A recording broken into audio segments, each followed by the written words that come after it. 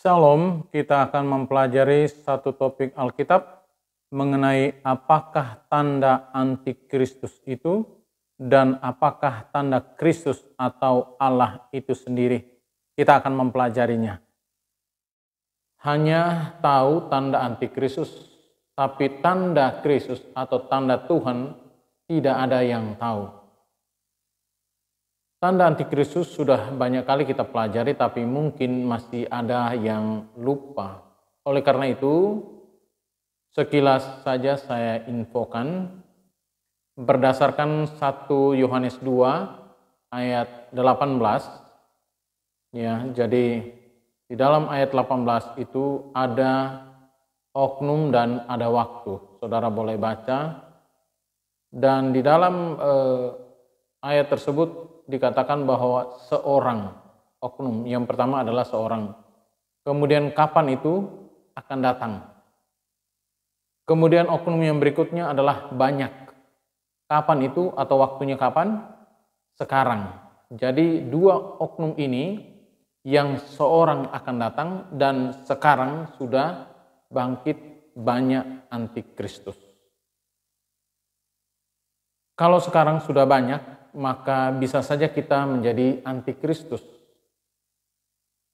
Karena banyak dari kita yang hidup tidak sesuai dengan Kristus hidup. Jadi untuk memahami secara sederhana mengenai antikristus adalah siapa saja yang hidup tidak sesuai dengan Kristus, maka dia anti kepada Kristus. Karena lebih sederhana lagi, bisa dikatakan ada dua kata, yaitu anti dan Kristus. Kalau saudara boleh buka di dalam Kamus Besar Bahasa Indonesia, anti itu adalah menolak, tidak setuju, tidak suka, dan seterusnya. Jadi anti Kristus adalah menolak Kristus, tidak suka dengan Kristus, dan seterusnya. Kalau berdasarkan 1 Yohanes 4 ayat 3 tadi, dalam terjemahan bahasa Indonesia sehari-hari dikatakan begini, tetapi orang yang tidak mengakui hal ini mengenai Yesus tidak mempunyai roh Allah. Orang itu mempunyai roh dari musuh Kristus. Jadi dalam terjemahan yang sekarang kita pakai terjemahan baru, diterjemahkan sebagai antikristus, tetapi di dalam terjemahan bahasa Indonesia sehari-hari dia pakai musuh Kristus.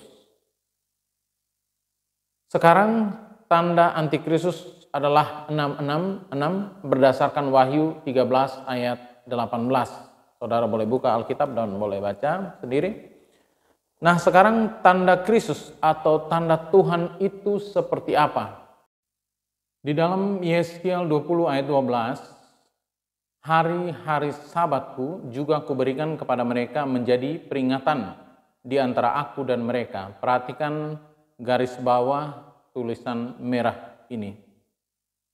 Di dalam terjemahan bahasa Indonesia sehari-hari, di dalam Yeskiel 20 ayat 12, dikatakan begini, kusuruh mereka menghormati hari Sabat sebagai tanda perjanjianku dengan mereka. Ya, kita lihat tanda merah dan garis bawah, tadi di terjemahan kita pakai sekarang ini diterjemahkan sebagai peringatan. Tetapi di bahasa Indonesia sehari-hari digunakan tanda. Manakah yang benar ini? Kita lihat.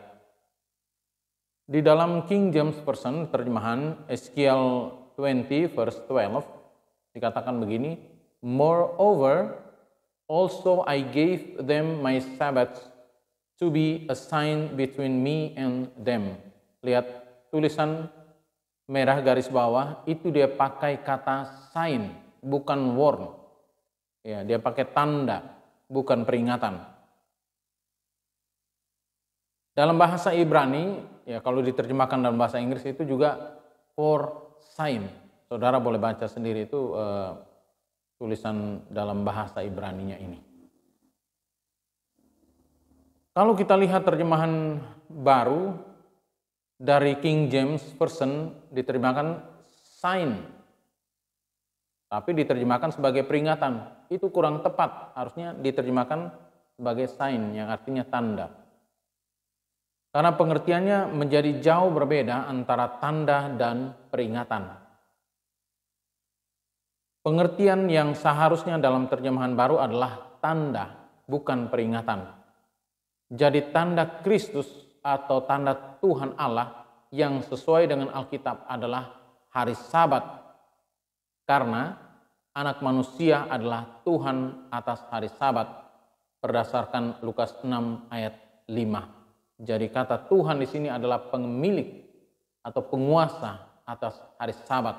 Jadi Tuhan Yesus adalah pemilik penguasa hari Sabat itu, bukan orang Israel yang selama ini menjadi salah pengertian yang dijelaskan oleh berbagai pihak. Terima kasih, Tuhan Yesus memberkati. Shalom.